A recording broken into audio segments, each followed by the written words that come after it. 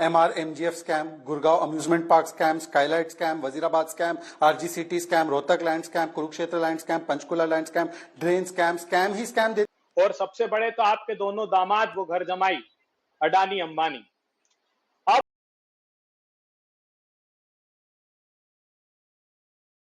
शहजाद पूनावाला जी, सबसे पहले आप ही के पास आते हुए, क्या दामाद कार्ड से हरियाणा जीतने की इस बार सोची है बीजेपी ने? क्योंकि इस मुद्दे पर भ्रष्टाचार के इर्द गिर्द पीएम ने बड़ा हमला बोला है कांग्रेस पार्टी पर। अंजना जी, दामाद एक मानसिकता का परिचय तब मिलता है, याद होगा आपको कि जब कांग्रेस की सरकार थी, MRMGF scam, Gurgaon amusement park scam, skylight scam, Wazirabad scam, RGCT scam, Rohtak land scam, Kurukshetra land scam, Panchkula land scam, drain scam, scam ही स्कैम देती थी। और सारी स्कैम पे क्या कार्रवाई हुई है वो भी गिनाने के लिए मैं तैयार हूं, मैं आगे गिनवाऊंगा। आज आप देखिए ना, जहां कांग्रेस गई वहां वहां लूट और महंगाई मचाई और वहां पर बर्बादी की उसने। आज हिमाचल की बात देख लो, वादे तोड़े, वहां पर महंगाई बढ़ाई और वहां पर लोगों को बर्बाद कर दिया। कर्नाटक में आ जाइए, वहां पर तो मुख्यमंत्री, सिटिंग मुख्यमंत्री के खिलाफ जिस प्रकार से मूडा लैंड स्कैम पर हाईकोर्ट ने क्या टिप्पणी की है कि chief minister is behind this scam, Chief Minister must be investigated, his family has benefited. It is not possible that investigation cannot take place against Chief Minister. Irresistible conclusion that Chief Minister should be investigated. और आज भी special court ने कहा है कि FIR दर्ज होनी चाहिए मुख्यमंत्री के खिलाफ। और केवल यहां पर रुकती कर्नाटका में बात तो भी समझ जाते। वाल्मीकि स्कैम, वहां पर तो मान लिया कि 190 करोड़ का स्कैम हुआ है, ये बोलते हैं फिगर कम है, पर मान लिया कि स्कैम हुआ असेंबली में। ट्रांसफर पोस्टिंग स्कैम जिसमें एक दलित सिपाही ने आत्महत्या कर दी। खड़गे जी का लैंड स्कैम, एरोस्पेस पार्क की लैंड दलितों के लिए, साधारण दलित स्टार्टअप्स के लिए थी, उनके बदले खड़गे जी के परिवार के ट्रस्ट को मिल जाता है। राइस स्कैम, चावल में भी घोटाला, दलितों के 14,000 करोड़ को डाइवर्ट करके घोटाला। तो घोटाला ही घोटाला, जहां कांग्रेस जाती है वहां लूट मचाती है। और मैं आपको और एक आज की बात करना चाहता हूं हरियाणा पे, क्योंकि हरियाणा की डिबेट है। यह है एक बहुत ही होनहार शमशेर सिंह गोगी। शमशेर सिंह गोगी कांग्रेस के होनहार विधायक है, सुनिए क्या बोलते हैं, सुनिए। और जब सरकार के अंदर संघ का हिस्सा होगा तो अपने रिश्तेदारों ने भी खुश करेंगे, अपन जो बाहर से हमारी मदद में आ रहे भाईचारे ने भी करेंगे, और पहले अपना घर तो भरेंगे, अपना घर पहले भरेंगे, ये अपने दामादों का घर पहले भरेंगे। गन्नौर के प्रत्याशी कुलदीप शर्मा बोलते हैं कि हम खर्ची और पर्ची पर फिर से लौट आएंगे, मतलब जॉब जो है नॉर्मली नहीं दी जाएगी, जॉब केवल खर्ची पर्ची पर दी जाएगी। जय तीरथ दहिया जो 2 बार के विधायक है, वो बोलते हैं हमारी तो पार्टी के टिकट बिक रहे हैं, बाकी क्या क्या बिकेगा आप देख लीजिए। शारदा राठौड़ कहती है कि चमड़ी और दमड़ी के हिसाब से हमें टिकट मिलते हैं। 10 सेकंड और, बहुत महत्वपूर्ण विषय है, बहुत महत्वपूर्ण अंजना जी। चमड़ी और दमड़ी मतलब सेक्सुअल फेवर एंड करप्शन।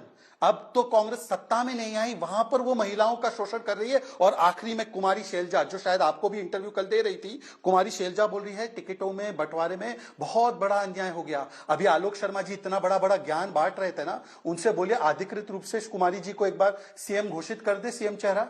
एक बार अभय दुबे जी, पूरा शो निकल जाएगा, अभय दुबे जी की जुबान से निकल नहीं पाएगा कि कुमारी शैलजा जी सीएम कैंडिडेट, क्योंकि हुड्डा जी का फोन आ जाएगा, सीधा डायरेक्ट ऑन एयर आ जाएगा फोन कि अभय जी कैसे बोल दिया तुमने। देखिए, वो कह रहे हैं कि दामाद दरअसल भ्रष्टाचार का एक प्रतीक बनाकर बीजेपी कांग्रेस पार्टी के खिलाफ रख रही है। वहां पर आपका उस पर जवाब, भ्रष्टाचार के सीधे आरोप पर। काली कमाई के भाजपाई घर जमाई जो मारते हैं लंबे हाथ, हमें दृष्टांत देते हैं, भ्रष्टाचार की बात बताते हैं प्रधानमंत्री जी। पूरे देश भर में घूम के भ्रष्टाचारी इकट्ठे कर लिए हैं। और सबसे बड़े तो आपके दोनों दामाद वो घर जमाई अडानी अंबानी। अब पूरा हरियाणा ये कह रहा था कि जैसे 9 साल में खट्टर साहब को हटाया, मोदी जी की रैली मत दीजिएगा, पूरे साफ हो जाएंगे। तो मुझे लगता है भाजपाई सत्ता के ताबूत में आखिरी कील ठोकने के लिए प्रधानमंत्री जी हरियाणा की भूमि पर आ गए। प्रधानमंत्री जी जो हरियाणा को बेतहाशा जख्म दिए, वो क्या भूल पाएगा हरियाणा? आपने कृषि के काले क्रूर कानून लाए, 700 किसानों की शहादत हुई, श्रद्धांजलि सदन में नहीं देने दी। अब आपने फिर से एक सांसद कंगना रनौत को लगा दिया कि काले कृषि के क्रूर काले कानून लेकर आएंगे। फिर से आपने लोनी के विधायक नंद किशोर से कहलवा दिया कि कहो कि कृषि के काले कानून जो कंगना कह रही है वो फिर से हम लेकर आएंगे। प्रधानमंत्री जी, करनाल के वो आयुष सिन्हा एसडीएम के माध्यम से खट्टर साहब ने जो आदेश दिलवाया था कि किसान एक कदम भी आगे बढ़े तो सिर को लहू लुहान कर देना, और मार मार के लहू लुहान कर दिया, ये किसान भूल पाएंगे? शुभकरण के सिर में 5 से गोली मार दी प्रधानमंत्री जी। एक किसान जो अपने फसलों के दाम मांगने दिल्ली के दरवाजे पर आया था और सर्वोच्च अदालत चले गए कि हम जांच नहीं चाहते, क्या किसान माफ कर पाएगा? और किसके कहने से कृषि के काले कानून लाए थे? इस पन्ने से बड़ा खुलासा हुआ है। एक अमेरिका का उद्योगपति था जिसने नीति आयोग में दस्तावेज दिए थे, शरद काले, जिसने कहा था कि ये कृषि के क्रूर काले कानून लेकर आइए। प्रधानमंत्री जी, ये देश आपको माफ करने वाला नहीं है। 50 बड़े पूर्व मंत्री, विधायक, पूर्व सांसद आपकी पार्टी को छोड़कर चले गए, 50 से ज्यादा। और कौन कौन? ओबीसी वर्ग का आपका अध्यक्ष, ओबीसी का जो भारतीय जनता पार्टी का मोर्चे का अध्यक्ष है, किसान मोर्चे का अध्यक्ष सुखविंदर कांडा, वो आपकी पार्टी को छोड़कर क्यों चला गया जानते हैं आप? क्योंकि आरक्षण पर आपने आघात किया। आप कहते थे 400 सीटें दीजिए, हम आरक्षण संविधान को बदल देंगे, आरक्षण पर आघात करेंगे। 240 सीटें आने के बाद भी आरक्षण पर वार किया। 45 पदों की lateral entry, deputy secretary, secretary, director के पद, वो तो भला और राहुल गांधी जी ने मुखरता से आवाज उठाई और आपको उस पर रोक लगानी पड़ी। प्रधानमंत्री जी, सार्वजनिक उपक्रमों में क्या दिया लोकसभा में जवाब? 4,80,000 पद हैं एससी एसटी ओबीसी के, शेड्यूल कास्ट के 1,80,000 पद आपने कहा समाप्त कर दिए जाएंगे। 1,02,000 पद शेड्यूल ट्राइब के आपने कहा समाप्त कर दिए जाएंगे। ओबीसी के 1,90,000 पद आपने कहा समाप्त कर दिए जाएंगे। आरक्षण पर आप वार कर रहे हैं, प्रधानमंत्री क्षमा नहीं किया जाएगा। और बेटियों को घसीट घसीट के मारा आपने। बड़े ओलंपियंस की बात करते थे, वहां गोल्ड मेडलिस्ट बेटियां जब दिल्ली के दरवाजे पर आई कि यौन शोषण हो रहा है, प्रधानमंत्री जी आपको नाम से संबोधित करते थे आप उस बेटी को, लेकिन आपने उसको प्रोटेक्शन नहीं दिया और दिल्ली के दरवाजे पर घसीट के आपकी पुलिस ने मारा। क्या आरोप था आपके सांसद पर? जवान किसान पहलवान का मुद्दा है, पहलवान पर मैं उनसे जवाब लूंगी। तो रुक शोषण पूरा हरियाणा एक तरफा इस बार भारतीय जनता पार्टी का सुपड़ा साफ कर रहा है। और आपके शो में कहा था कुमारी शैलजा एक प्रतिबद्ध कार्यकर्ता है। हर एक व्यक्ति की अपेक्षा अगर उस सार्वजनिक जीवन में काम करता है तो सर्वोच्च पद पर पहुंचने की। इससे बड़ा वक्तव्य हो सकता है कि वो कांग्रेस के तिरंगे में लपेट कर जाना पसंद करेंगी, जैसे उनके पिता अपने उनको तिरंगे को आत्मसात कांग्रेस के किया। भारतीय जनता पार्टी की तरह सत्ता की भूख में नहीं है। हम लोग पूरी दृढ़ इच्छा शक्ति के साथ कोशिश करेंगे कि समर्थन मूल्य का राष्ट्रव्यापी कानून बने, जैसा राहुल गांधी जी ने कहा है। जातिगत सर्वेक्षण हो ताकि दलित समाज को। प्रधानमंत्री जी, आप तो उत्तर प्रदेश से आते हैं। हिंदुस्तान के सबसे ज्यादा 23.7% दलितों पर अत्याचार उत्तर प्रदेश में होते हैं। 12,221 मुकदमे दलितों पर अत्याचार के उत्तर प्रदेश में। देखिए, ऐसा है कि कुमारी शैलजा के विषय में अभी अभय जी ने कहा कि वो कार्यकर्ता है, वो भी लड़ सकती है, वो भी देख सकती है सपना मुख्यमंत्री बनने का। मान्यवर वो लड़ना चाहती थी, टिकट नहीं दिया आपने, तो अभी घोषित कर दीजिए अंजना का शो समाप्त हो उससे पहले कि हम उनको चुनाव लड़वा देंगे। उनकी तो लड़ाई ये थी कि मुझे चुनाव लड़ने दो। एनीवे, अभय दुबे जी कुछ बोले और कुमारी शैलजा कुछ झेले, इन दोनों में बड़ा अंतर है। चमड़ी दमड़ी वाली पार्टी बता रही है महिलाओं के बारे में कि सिमी जॉन जिसके साथ कास्टिंग काउच केरल में हुआ वो बता रही है। कठुआ में जिसका इस्तीफा मांगते थे लाल सिंह को स्टार प्रचारक बना दिया। एक 8 साल की बच्ची के बलात्कारी के समर्थक को प्रियंका वाड्रा ने टिकट दे दिया। वो हमको पहलवान बेटियों के बारे में बता रहे हैं। अंतर हम में और आप में यही है अभय जी कि आपने लाल सिंह पर आरोप लगाया कि बलात्कारियों का समर्थन किया, आपने बृजभूषण पर आरोप लगाया, 4 लेवल की कार्रवाई हमने की और आपने तो लाल सिंह को ही अपना एक एमएलए बनाने के लिए प्रयास करना शुरू कर दिया। आपने तो सिमी जॉन को ही निकाल दिया पार्टी से। आपने प्रियंका चतुर्वेदी को, राधिका खेड़ा को, बड़ी तमाम नेताओं को, सिमी रोजबेल जॉन को, अभी ये शारदा राठौड़ को निकाल देंगे। आपने ना कठुआ पे कुछ बोला, ना कन्नौज पे कुछ बोला, ना केरल पे कुछ बोला, ना कोलकाता पे कुछ बोला। कैसे खामोश हो गए? परंतु आपको पोजीशनिंग करनी की महिलाओं के विषय में बहुत। ठीक है, सिर्फ 2 लाइन का जवाब आपके बीच में नहीं बोला अभय जी, आप बहुत ज्ञानी व्यक्ति हैं। हाँ, 2 लाइन। मैं तो कह रहा हूं, अब मैं कंगना वाले विषय को एड्रेस कर ही देता हूं, क्योंकि कंगना वाले विषय पे मैं, देखिए, बीच में रनिंग कमेंट्री मत कीजिए भाई जी, मैं आपकी बात पूरे सम्मान से सुन रहा था। देखिए, कंगना वाले विषय को अभी समाप्त करते हैं और इसको एड्रेस करते हैं। कंगना ने जो बोला वो पार्टी की लाइन नहीं है, पार्टी की विचारधारा नहीं है। कंगना ने स्वयं आके अपने बयानों को विड्रॉ किया। पर अंजना जी, अब इस सवाल का जवाब जरूर लेना।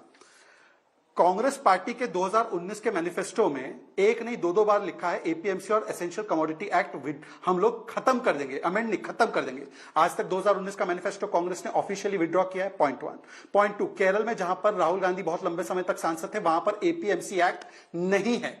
पॉइंट 3, पंजाब के कांग्रेस पार्टी के 2017 के मैनिफेस्टो में एपीएमसी को हटाने की मांग थी, क्या उसको विड्रॉ किया है? चौथा, आम आदमी पार्टी के भी 2016 के मैनिफेस्टो में, पंजाब के इस 2016 के एंड में आया था, उन्होंने उसको डाला था कि एपीएमसी को हम लोग अमेंड कर देंगे, अब एपीएमसी को हम लोग हटा देंगे। क्या उन्होंने उसको विड्रॉ किया? सबसे पहले फार्म लॉस को नोटिफाई करने वाली पार्टी कौन सी थी? आम आदमी पार्टी। और इसीलिए मैं आज पूछना चाहता हूं अभय जी से, इधर उधर ना जाए, कुमारी शैलजा को चुनाव लड़ाएंगे? पॉइंट 1।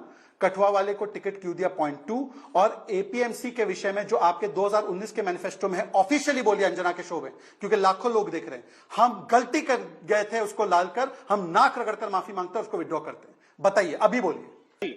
भारतीय जनता पार्टी के एक विधायक ने भारतीय जनता पार्टी की सांसद के कहने के बाद समर्थन किया, भाजपा की ये प्रवक्ता का स्टेटमेंट आने के बाद समर्थन किया नंद किशोर ने, जो लोनी से विधायक है। और मैं पूछना चाहता हूं प्रधानमंत्री जी विनम्रता से, क्या सबसे ज्यादा शहादत हरियाणा के किसानों की नहीं हो रही जम्मू कश्मीर में?